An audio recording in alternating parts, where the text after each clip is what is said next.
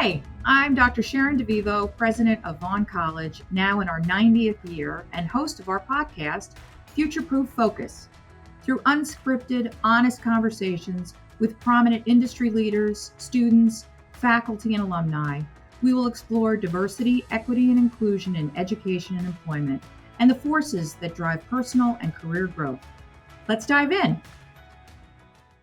Welcome. So nice to have you all with us. So we've got three great guests today to discuss the topic of affordability, something that I know is on lots of students' and parents' minds. And pleased to introduce Beatrice Novoa-Cruz, who's our Associate Vice President for Enrollment Services, Lauren Cajade, who's our Executive Director for College Opportunity Programs, and Stephen DeSalvo, who's our Assistant Vice President for Institutional Advancement and Engagement. And we're going to talk today about the new federal application for free student aid, also known as the FAFSA, New York State Opportunity Programs, designed to help students successfully graduate, and a new tool that we have at Vaughn to help students apply for and win scholarships. So we all know the cost of attending college can sometimes seem insurmountable, and many students and families worry about affordability. But the evidence is clear. Students who achieve a bachelor's degree earn $1.2 million more than a student who only attends high school. And we also know that Vaughn is the best in the nation at moving students from the bottom 40% in income to the top. You know, a really strong indication of return on investment. So let's talk about some of those things that make college much more affordable and possible for students and their families. So Beatrice, all the headlines right now, all about the new FAFSA application issued by the federal government. You know, can you talk about why it is so important for everyone, whether they think they're eligible for any aid or not, to complete a FAFSA? Well, because the FAFSA, I think the first thing that, when the students are going to college is applying for financial aid. For FAFSA, for all federal, and then also they can move into the states. But completing the FAFSA is the access to it's about $150 billion in grants, work student programs, and federal loans that is there that can help you support the cost for education. There are families that they don't apply for the FAFSA, which is a huge mistake because they assume I make too much money, I don't qualify, and I don't do that. It is a big mistake. Just in 2022, there was over $3 million left in Pell Grants that the student didn't receive it because people don't apply. According to all the information that we have, most of the students, they do receive some type of financial aid. So the best thing is, to apply for financial aid and even to apply for scholarships. There is one of the requirements is that the students, they have the application, the FAFSA application. So even for private scholarships, it's important to apply for the FAFSA. So the FAFSA is the number one thing that they should apply. Is the key to have access to all those funds that they are there to help you with the cost of education. Right. If one of your scholarships has a need criteria, the FAFSA is the way that they demonstrate. Yes, definitely. Yeah, and it doesn't mean you have to qualify for a Pell Grant to have need. Right. Yes. Yeah. But also, I'm sorry. But also there is the fact that there are probably the students are not eligible for grants, but the loans. And always remember that the loans, the direct loans, are cheaper than alternative loans. Right. So if we call is the way to save money is using the money always grants first, then it goes the direct loans, and then the alternative loans is the last resource. Right. So. Right. Yeah. Terrific. Well, tell us a little bit about what's changed with the new FAFSA form.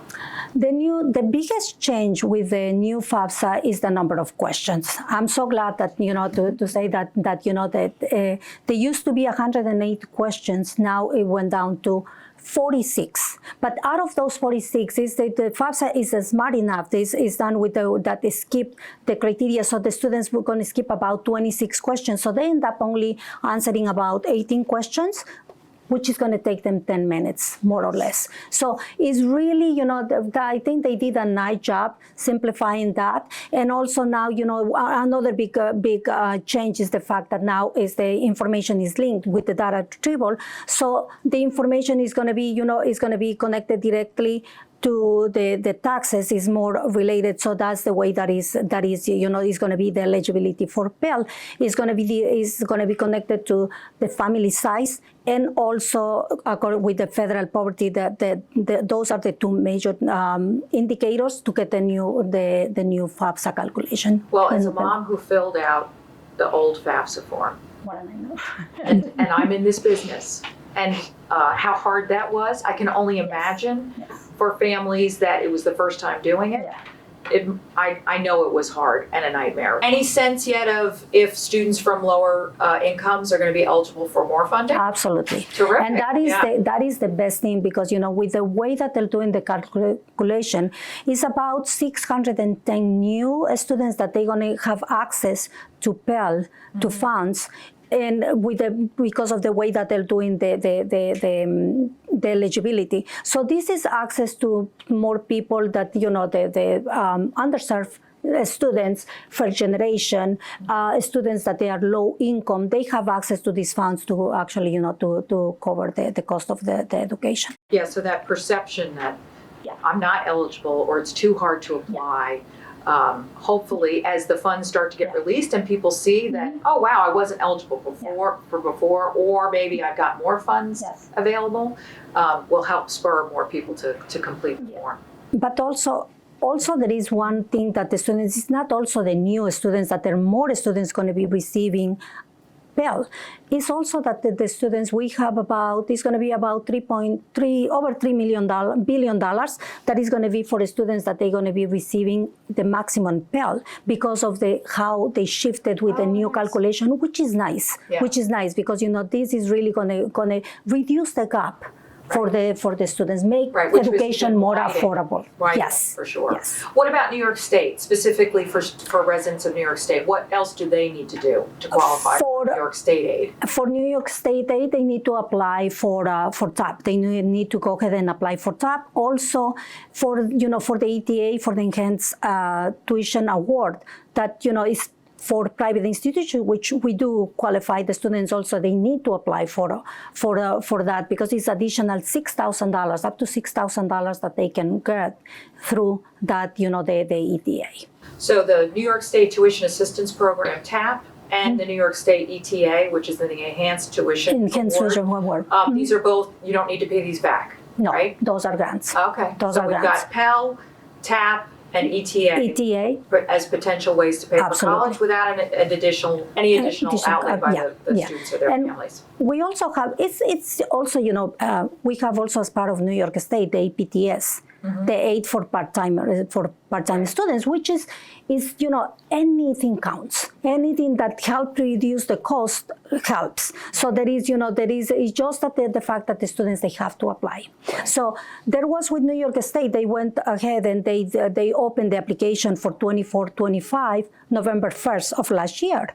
But they have until February 15 to complete the FAFSA. Otherwise, they need to have the FAFSA and file to be able to process the TAP, and they have until February 15. Okay. So definitely. So if you're a New York State resident, you must complete a FAFSA application. Yes. And then apply by February 15th.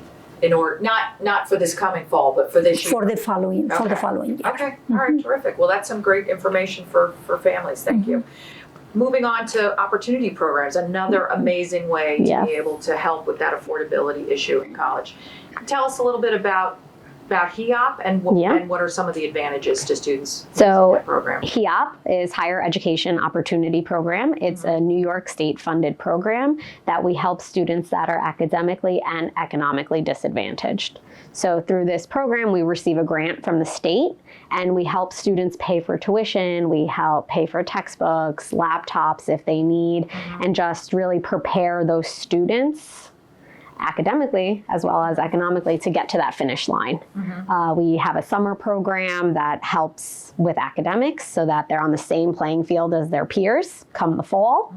We provide tutoring, we have personalized counseling, so it's a well-rounded approach to supporting students. Can you dig a little deeper on what some of the eligibility requirements are? Yeah, so we receive a chart from New York State, and it gives us the number of people in the household and what the income requirements are. So that will determine the economic eligibility. And for academic eligibility, each institution does things a little differently. Here at Vaughn, we use the AccuPlacer, which is a standardized test through College Board that helps That you don't determine. have to study for. You don't have to study, no.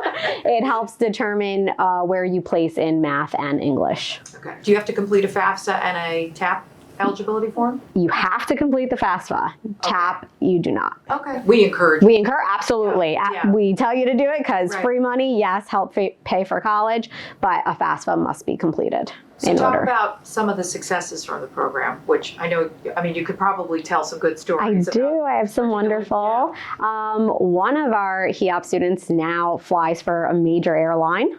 Nice. So through HEOP, we were able to pay for some of her tuition while she was here. And with that help, she was able to fly a little more often. She became an instructor, and now she's off traveling the world. Oh, that's wonderful. Yeah. That's great. And what about outcomes in terms of graduation rate and things like that? How does the HEOP program So get students to the finish line? So our outcomes are a little higher than just your regular institution because we only have 100 students in the program. So you get that individualized support, that Right. one-on-one kind of get to sit outside their classrooms if they're not doing what they're doing because we only have 100 students to work with, so it's a little easier. In order to qualify for the program, you must be a New York State resident. You must be a first-time college student, so never attended another institution. You must qualify economically and academically. You can transfer though, right? If you're coming Yes, from an absolutely. opportunity program. If you're Okay. transferring, you can transfer from SEEK, College Discovery, another HEOP program, or an EOP program. Okay. So EOP is HEOP, but for the SUNYs. And what do your students say about being part of the program? What do they see some of the advantages as? We've built a family within the Vaughn family. Right. So they know that they can come to myself or Nicole LeBron, the assistant director, for anything that they need. They get a little more hand-holding, a little extra support, and then they get to be very close with their peers.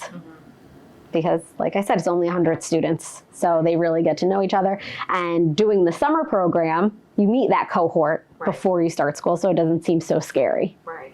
It's so interesting because that's exactly what the higher ed research tells us, that the more engaged they are with either faculty or their peers or staff, anybody at the institution, they increase their likelihood of getting to graduation. So, and all those things that you do all along the way every year to make sure that Yeah, they have that sense of connectedness. Terrific. Thank you, Lauren. thanks. All right, so Stephen, we recently added Scholarship Universe as a tool for students. Talk a little bit about what that is and how students can use it. So Scholarship Universe is a software system that basically it connects with our student accounts database where we imported all the data into this system, and it allows the students to be able to go in and search through institutional scholarships and outside scholarships. So be careful with the terms here. Yeah. So we at the college, through the Institutional Advancement Office, raise money from outside donors, outside organizations that donate funds to the school specifically for scholarship. So they'll do it for many different reasons, whether it's in honor of an alum or in honor of a faculty member, or whether or not it's to say the JFK Chamber of Commerce or something like that. The Port Authority has a scholarship. So these outside organizations will do this because not only are they dependent on our graduates for their workforce, it actually, behooves them to help our students get to the finish line, like Laura was saying. But this additional funding is on top of all the things that they're talking about.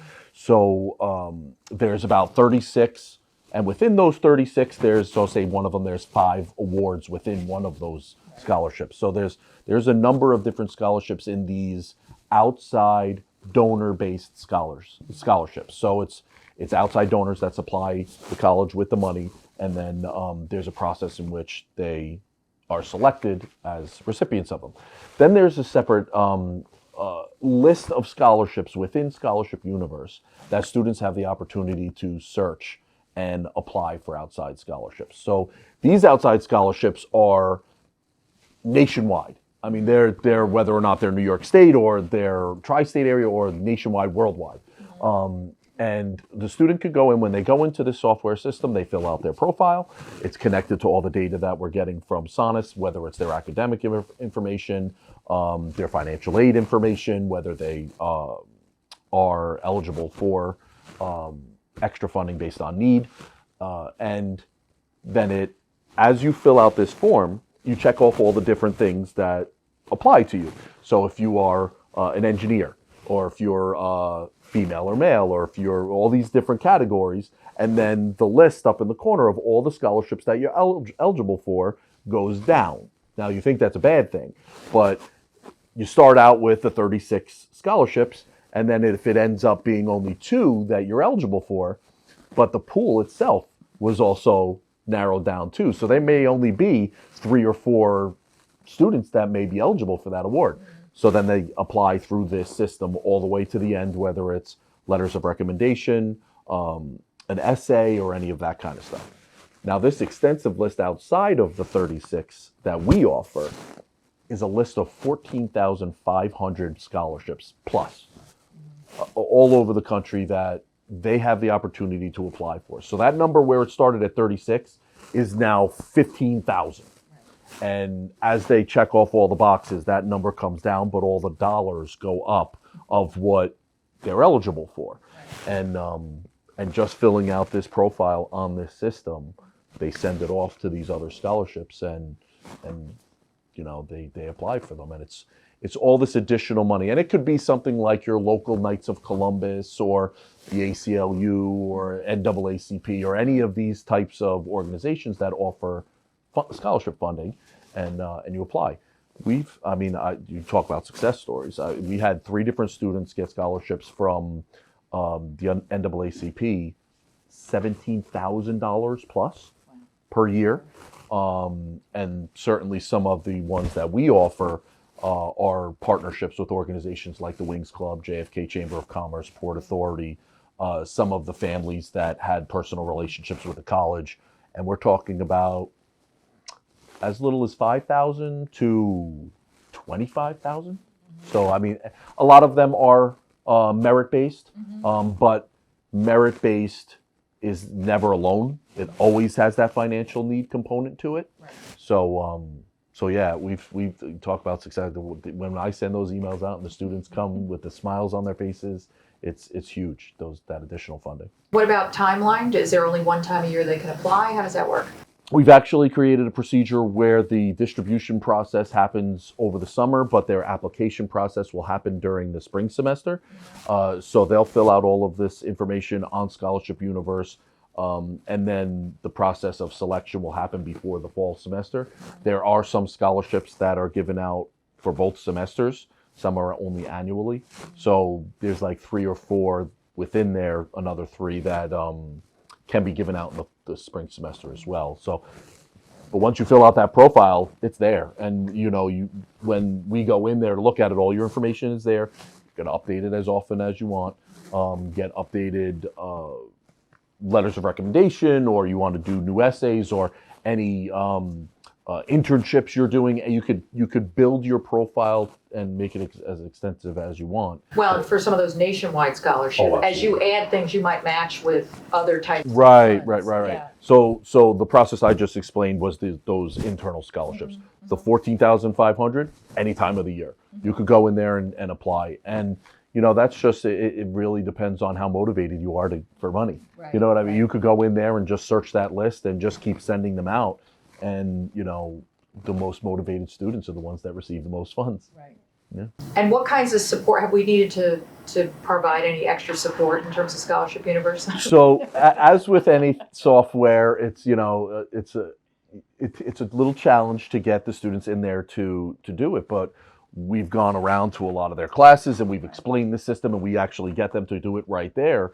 But one of the most motivating factors this year was right after we did the distribution in the fall was to go into the classrooms and say, we distributed over $160,000 worth of scholarships. Right. And they would look around and I'd be like, did any of you get it? And they would be, no, I didn't know. Did you fill out your profile on Scholarship Universe? Right. No, well, that's why. Right. So right after we did that, right before registration this year, we saw a spike of about 600 new students that went on there and filled it out. But where we see, so obviously, just with any software nowadays, you could track all this information, right? So we had, when we did the first round of informational sessions on this, we would have all the students go in there and they would create their profile. But they didn't get to the finish line and finish the whole thing. So they wouldn't come up in the results for a scholarship. And our goal this time was to get them to finish it. And they would always get stuck on the essay. They always got to go and write that essay. So we actually had one of our faculty members say, listen, I'll offer a class. We'll sit them down and we'll help them write those essays and we'll get it in there. So that was a big factor in getting those 600. And he used ChatGPT, which I thought was awesome. Like how to write a good ChatGPT prompt is also part of the learning in that. But at least to get them started, not to plagiarize, but to use that as a starting place, which can often be a stumbling block for students. And the system is very easy to use. I mean, it gives them samples on how to answer certain questions, and they just got to customize it for them, and it really helps them walk through the whole system. Yeah, terrific. And so could be athletics, could be their fields of study, could be their religious denomination, could be the part of the country they live in. It's anything. Lots of different. Could be their mom, where their mom or dad worked, or it could be anything. Okay. Yeah, terrific. Oh, great. All right. So, what do you think is the one thing students should really know about college affordability as they begin to think about college and the financial aid process? I'll start on this side. The more motivated you are, the more opportunities there are for you. I mean, I've seen, and even, Lauren has sent students to me and that have just, what do I have to do? Like, and I'll do it. And then they go out the next day, they do it. And it's literally like I could give them money right there. And it's, if they meet all the criteria for certain scholarships, you're eligible for it and you could get it. But if you're not going to take that initiative and go and do it, just like it's filling out the FAFSA form or, doing all the things you have to do for HEOP, it's up to the student themselves, but it's all out there. The money is out there, and these organizations are begging to give it out. They really are. So just like Beatrice said, when there's money left over at the end of the year, it's crazy. And a lot of these organizations, these nonprofit organizations, they have to give that money out. They have to by the end of the year. So it's motivation. Yeah, absolutely going to jump off that. There's money out there, whether it's through the state, whether it's federal, an opportunity program, or a scholarship. Like Stephen said, we had one scholarship that we gave out if anyone had a relative that worked in an airline. Yeah, right. That's it. That's how you qualify for it. Right. So they're out there. Yeah, absolutely. Beatrice? Yeah, for the students, complete their FAFSA. Complete if you're in New York State, complete the financial aid applications, and then complete your profile, for a scholarship universe. Because, the more free money, the less loans you're gonna need. And you don't have to graduate with a huge debt. If you go ahead and do your work as a student, definitely you can graduate and doesn't have to cost you a lot. Scholarship universe, like as Steven says, is a lot of money out there that that is not used because there are no applications. Or like I mentioned, the students that they assume I don't complete the FAFSA because I don't qualify. Over $3 million stay there in Pell funding. So it's just that's billion, right? Billion. Billion. 3.15 billion dollars stay there because students didn't apply.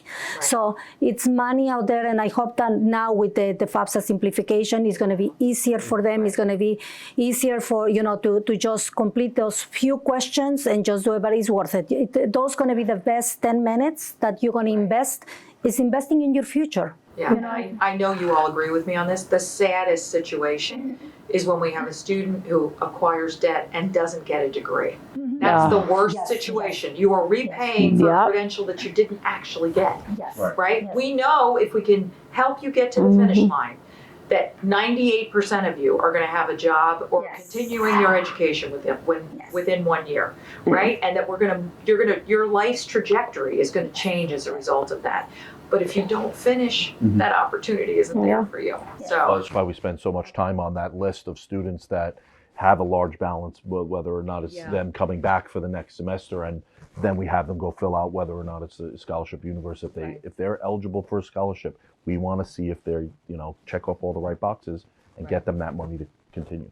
Yeah. But it all starts with the FAFSA. Yeah. So they have to, yeah. Really You does. can't get the opportunity program without it. You can't get the scholarship without it. It Yeah. all starts in that 10 minutes. Yeah. Yes, yes. The most important Yeah. parts of your life. Yeah, exactly. So I always, this is completely off topic, but off affordability topic, I always ask my podcast guests, what is the most daring thing you've ever done, and how did you talk yourself into it? So I'll just start with Lauren. Okay, so when I saw this question, I thought to myself, I'm like, all right, not to be corny, but it does have to do with education. That's fine. I was working after college at a job that paid well, but I just wasn't happy, and I didn't see growth there. Mm-hmm. So I went into work on Monday, and I said to myself, I'm gonna go to grad school. I applied, and Wednesday I went home after work and I told my parents, I just applied for grad school, I registered for classes, and I start in 3 weeks. There wasn't really a lot of talking myself into it at that point. I kind of just jumped. Yeah. But throughout the 2 years while I got my master's, it was just me talking to myself and reminding myself this was worth it and this was worth it. And I ended up here a few years later. I love that. That's great. Beatrice, Yeah. how about you? Well, for me, it's something similar like Lauren, but my situation was different. I didn't have the opportunity. I am one of the first generation students, and I didn't have the opportunity to go to college early, so I had to start late. And I started when I was a mom, 3 children, a husband, a dog, and I had a full-time job, and I decided, I always wanted, something more. I always had, and I thought that I value education. For me, is the most important. And I went to school. I was 33 years old when I went back to school, and it was always, I tell when I have students that they're coming back, I told them the first semester is going to be hard. But it's worth it. Once you pass the first semester, you're going to go ahead and do it. And I was brave to go ahead and do it. And, it's had sacrifices, but I think, it was worth it. I relate with many students because in many things I am in their shoes. I know what it's like to be, an immigrant. I know what it's like to be a first generation. I know what it's like to be a mother and have other responsibilities. And you have college and you have to manage and do all that. I know I was in those shoes. And that's why, I love my job, and I try to help them and try to assist them so that they can achieve, they can get there where they want. I remember my graduation for me was, I feel like I was in heaven. Yes, yes, because I am a Vaughn alum. Yes, Yeah. yes, Oh, that's yes, wonderful. yes. Yeah. Thank you. And Stephen? Mine is very current. So I'm 45 years old, and the most daring thing that I believe I'm doing right now is at 45, having another baby. So I have a 12-year-old and an 8-year-old, and we're starting over. So be at Vaughn for a long time because they're all going to be pilots. And take care of you. That's great. Congratulations. That is Congrats. You just have to promise to bring the baby to work. That's all. You too, the Yes. All right, so the facts are really clear. A college diploma can really change your lifetime earnings. And for those of you who are just starting the college search, it always helps to know what career field you want to get into and make sure that college has a really strong employer network, great outcomes, and a supportive system to help you get to the end. And fill out your FAFSA. Yes. And have a good relationship with financial aid. Yes, Because that's a great point. if something changes, go come see to them. us. Come to financial aid and let us know, because probably we can help. Yeah. That is the most important, because, things happen. Life happens. Absolutely. So Well, thank you, Beatrice. Thank you, Lauren. Thank you, Stephen. Thanks, everybody. Thank you. thank you. Have a question? Email us at futureprooffocus@vaughn.edu. And don't forget to subscribe, follow, and rate the podcast. Thanks for listening, and see you next time.